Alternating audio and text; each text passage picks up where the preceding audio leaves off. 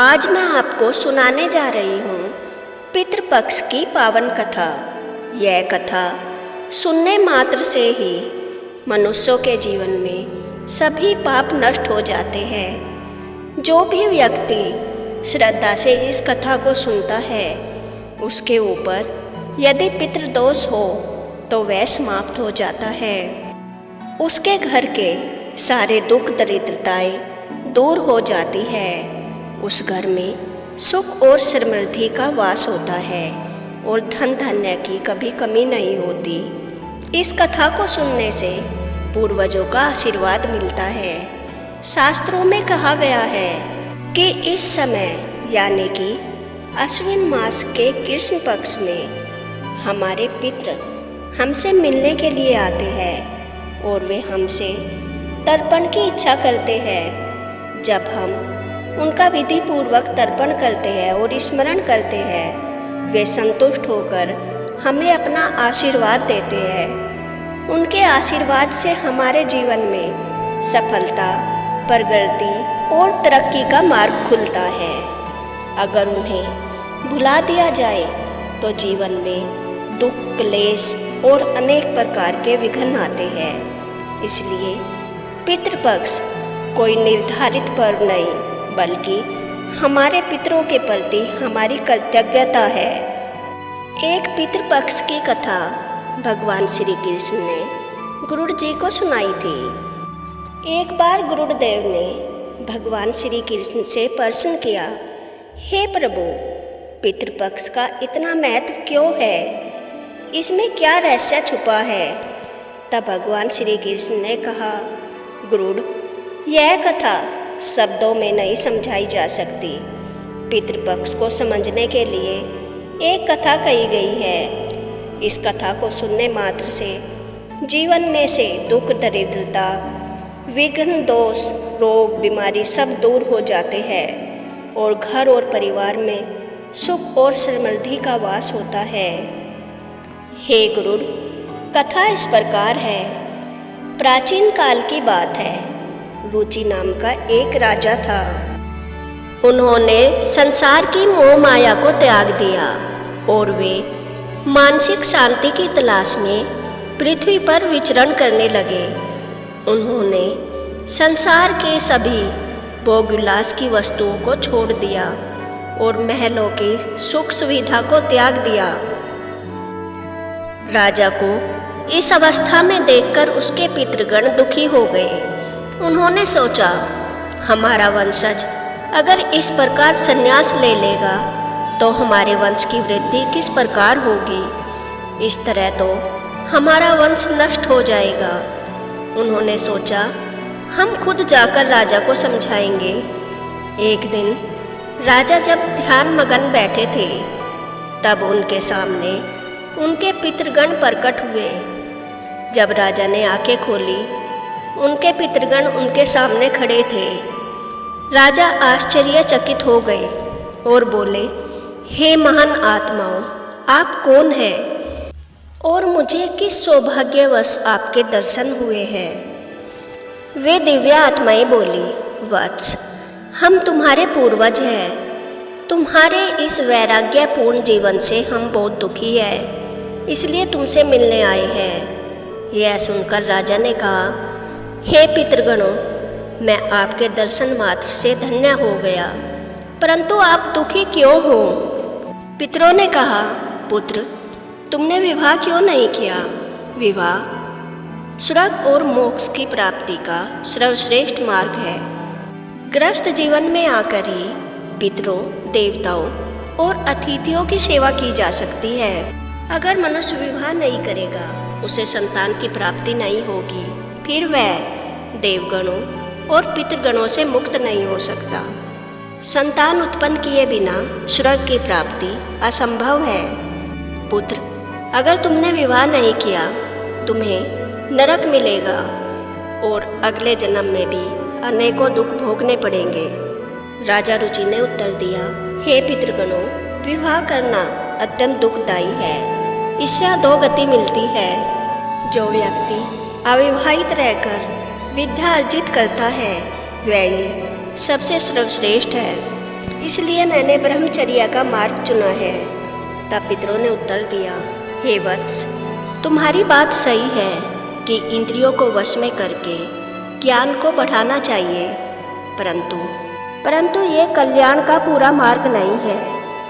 ज्ञान तप और यज्ञ के द्वारा जीवन के अमंगल दूर होते हैं। शास्त्रों में विवाह का मार्ग बताया गया है और संतान के बिना हमें मुक्ति नहीं मिलती। संतान के द्वारा किए गए श्राद्ध से ही पितृगणों को मोक्ष की प्राप्ति होती है, उन्हें तर्पण मिलता है।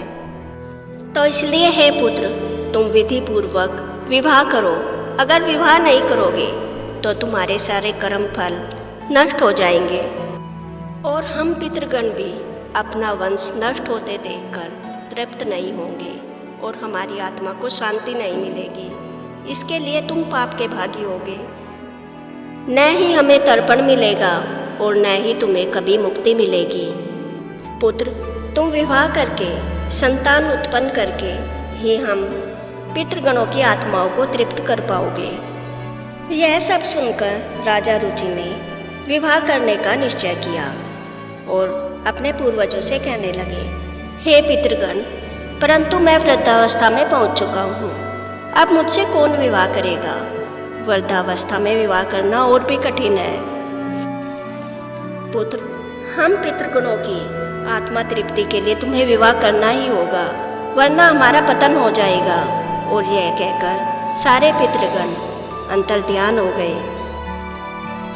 अपने पितरों की बातें सुनकर राजा रुचि व्याकुल हो उठे और अपने पितरों की आत्मा की शांति के लिए उन्होंने विवाह करने का फैसला किया। अब राजा रुचि पूरी पृथ्वी पर भ्रमण करने लगे अपने विवाह योग्य युवती ढूंढने के लिए, परंतु उन्हें कहीं भी विवाह योग्य युवती नहीं मिली।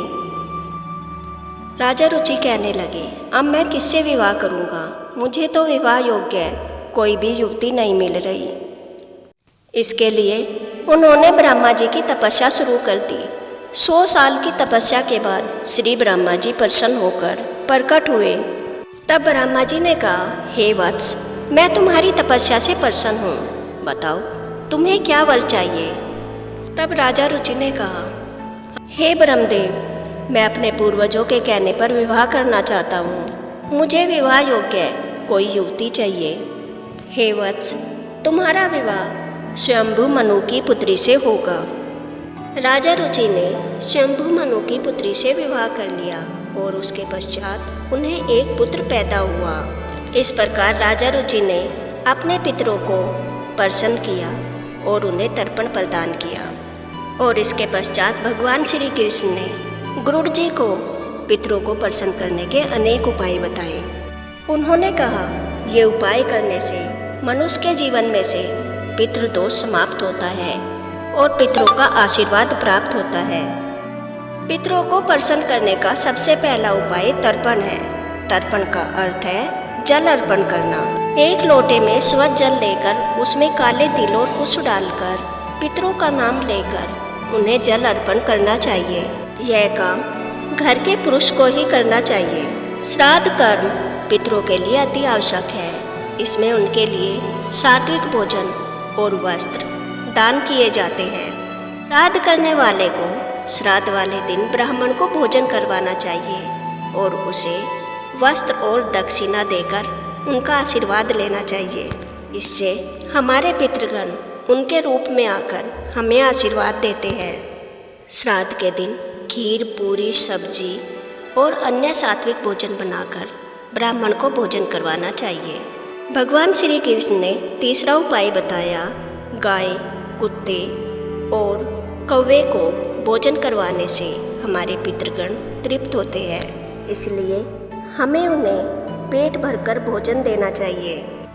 श्राद्ध के दिन गाय माता को खीर, पूरी और हरी घास खिलाना बहुत ही शुभ माना जाता है और कौवे को चावल और खीर खिलाना।